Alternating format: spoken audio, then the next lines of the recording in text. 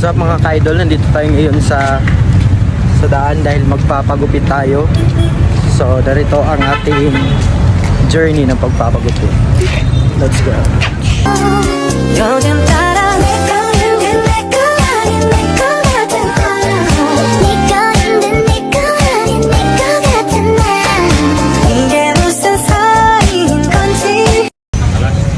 Yan mga ka-idol, naghihintay po tayo ngayon ng pila dahil maraming pila po ngayon dito. Tayo natin ang pila mamaya. Yan mga maka-idol, marami pong pila.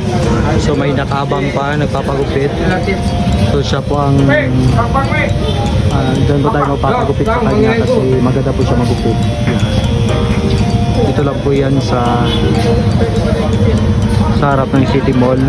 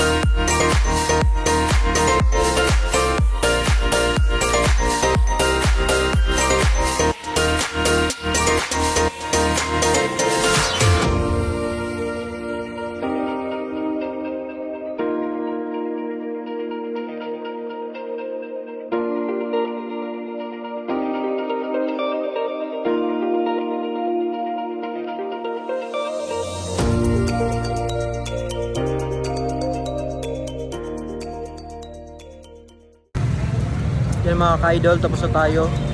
So yan ang final result ng ating gupit.